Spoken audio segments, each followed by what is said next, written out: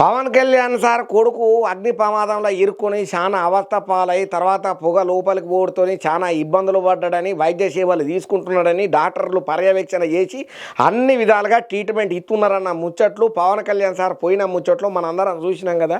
మరి ఆ పిల్లగాని ఆరోగ్య పరిస్థితి ఎట్లున్నది, మార్కు శంకర్ ఎట్లున్నాడని చెప్పి సోషల్ మీడియాలో వార్తలు బగ్గనే వస్తున్నాయి. ఇక వీటన్నిటినీ ఆలోచన చేసినటువంటి చిరంజీవి సారు రియాక్ట్ అవ్వకుండా ఒక పోస్టును పెట్టుకుంటూ వచ్చిండు.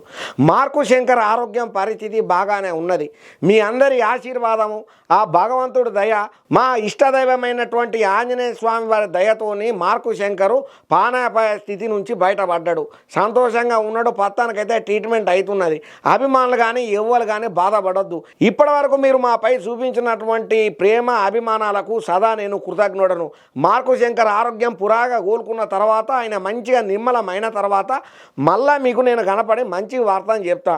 ఇంత గొప్పగా మమ్మల్ని ఆదరించి మా గురించి మంచి గురించి ఇంత గొప్పగా మీరు ప్రార్థనలు చేసిన ప్రతి ఒక్కరికి శనార్థులు నా తరపున, నా తమ్ముడు పవన్ కళ్యాణ్ తరపున అని చెప్పి చిరంజీవి సార్ పెట్టిన ట్వీట్ను అయితే మెగా ఫ్యాన్స్ మస్తు హ్యాపీగా ఫీల్ అవుతున్నారు. గిర్ర గిర్ర సోషల్ మీడియాలో తిప్పుతున్నారు.